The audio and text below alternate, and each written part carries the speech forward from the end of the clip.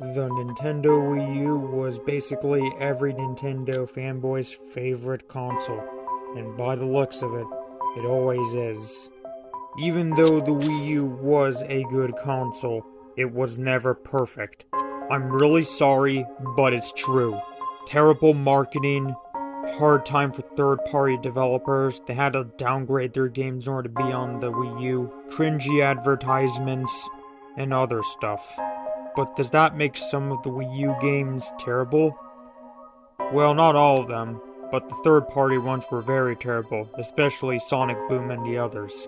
But was this console really a terrible console? Short answer, yes, but it did have some potential, and I still use it to this day.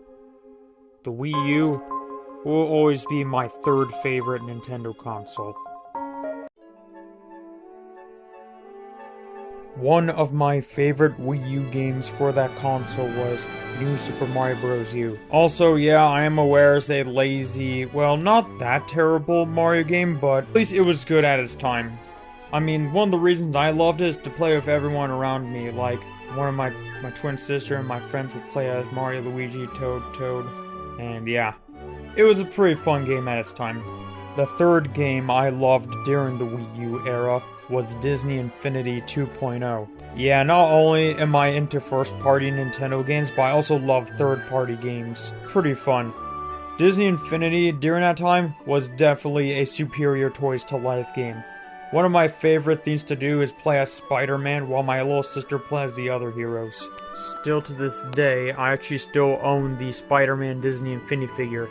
This is absolutely one of my favorite Disney Infinity figures ever. Because I would always play as Spider-Man because he's my favorite character and I love that character. And I love this figure model of him. It almost looks like Josh Keaton's Spectacular Spider-Man matched up with the Edge of Time design. And it's really, really cool. Nowadays, Disney Infinity figurines and the game itself is not that expensive. Well, it is expensive on Amazon, but on eBay you can easily get these figures for way cheaper price nowadays. Even the game itself for the Wii U is not that expensive anymore. Including the first game. It's pretty shocking, isn't it?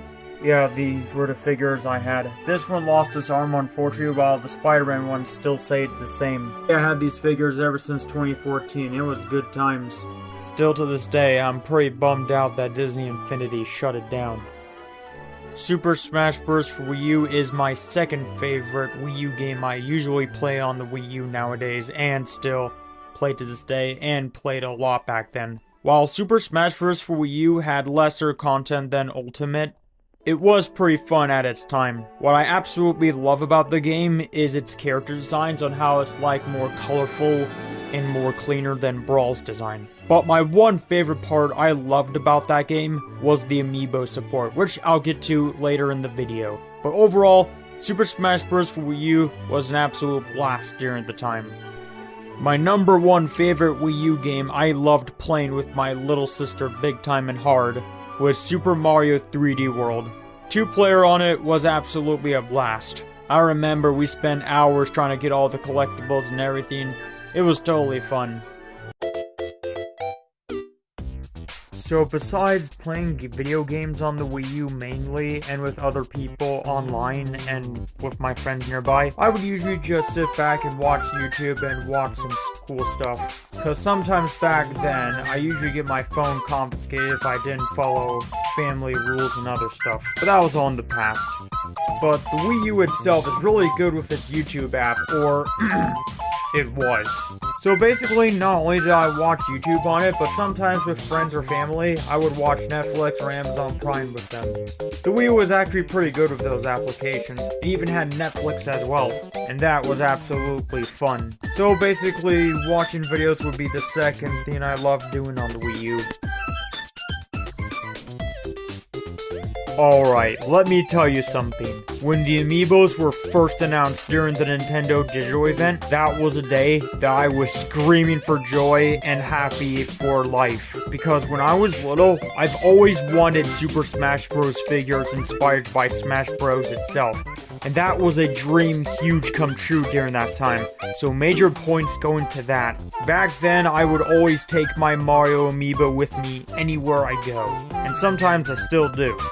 So the Amiibo Mario was actually my very first purchase I got from Amazon. And this is what it would look like back then, along with my Luigi I would get later in December.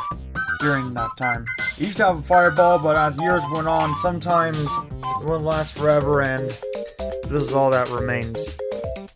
So yeah, this is what my Amiibo Mario looks like. Sure, it's been through a lot. Usually I would just Sharpie golden the buttons, but they still work as always. I really love how still, like, the face looks normal and everything, like, doing that iconic Mario Smash pose. And I still love it. Honestly, I like it better without the fireball. It looks very, very cool. And yeah, this is always my favorite Mario Amiibo ever. While the white Wii U was usually the one I started with back in 2013, and yes, it's been through a lot ever since, nowadays I just use the dark one, mainly because it's more cleaner and it still works properly. This one also works properly, but I like using the dark one better. I don't really focus that much on the Wii U anymore, but whenever I'm on my free time, I would just play with it a little bit. One of my favorite things I like to do with the Wii U gamepad itself is usually just play games on it, and that's about it. But nowadays, I just use it as Wii Remote as its TV, which is actually pretty cool at its time. But way back when I was young, I used to only use the gamepad, and that's about it. But nowadays, I just use both the screen and the gamepad itself. I didn't really focus that much on the games for the Dark Wii U, considering now I have a bunch of them on the white one, which I'll showcase in a later video. I didn't really get that much, but I did get Mini Mario & Friends Amiibo Challenge. The Amiibo tapped Nintendo's greatest bits, Super Mario Bros. 3 because of my OC, Mario vs. Donkey Kong Tipping Stars, Shantae and the Pirate's Curse, and Super Mario Galaxy 2, one of everyone's favorites Mario games. Also, I decided to digital download Super Smash Bros. For Wii U mainly because I have the 3DS version downloaded as well. And right here is actually Mario Kart Wii. And I usually play online with others if there are online. Of course, there's a bunch of people still playing the original Mario Kart Wii online, but I always get my ass kicked whenever I play online. But sometimes whenever I feel relaxed or get the free time, I would always go on YouTube. And sometimes play some relaxing music whenever I get ready for bed or whenever I get my PJs on, and always get ready. And of course, nap with my cat right here that's napping as well. Yeah, I actually play calming music whenever I get ready for bed or whenever I have nothing to do, and yeah. This is what I usually always do. Like I said, nowadays, I just basically use the black Wii U for all the time. My Nintendo Network ID is M64 and L64 Bros, if you guys want to friend me. I'm always welcome to, like, friend a bunch of you guys if you're interested, and yeah. It's pretty cool. So basically, like I said, Super Smash Bros. For Wii U, Mario Kart Wii, and the other games are the only games I've got. Lastly, my favorite things I loved about the Wii U was, of course, the Miiverse and other stuff. Back then, there used to be a lot of people talking about their favorite stuff, despite some of the inappropriate stuff on Miiverse. It was pretty fun. Also, I loved the times where my Mii right here would just chill around and pace around. Just like how I would do in real life. And yes, whenever I listen to music, I always pace around. Like this, and yeah. It's actually pretty cute and adorable.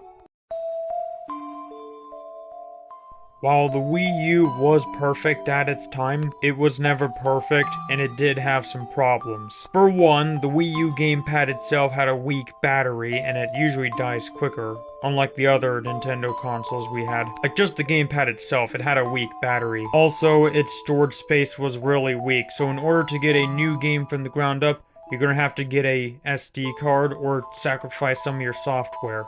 And not everyone could afford an SD card back then, so I had to, like, do the thing and delete some of my software in order to make space on my console. Also, even if I was little, I would refuse to say this, but it's actually true as I grow up. The Wii U was never a perfect console. I'm really sorry to tell you guys the truth and break your hearts, but it's true. Reggie Fils-Aimé even admitted that the Wii U was a failure. Even Iwata admitted it himself. Those days were truly the dark age of Nintendo. Although, even though the Wii U did have its major big problems back then, it didn't stop us from playing on the Wii U during that time. Even though the Wii U was a commercial failure and had its massive problems, but still to this day, I still respect the console and I still play it still to this day. The online network is still free as always, and I still see some people play online still to this day. I will always still play with friends online that still own a Wii U, and still introduce new gen fans to the console as well and say the story about it. But even though the Wii U was a failure, it's still a great console and it had a bunch of potential and heart to it. By the end, the Wii U will always be a special place in some casual Nintendo's gamers' heart and other hearts of Nintendo fans. The Wii U will always be my third favorite console.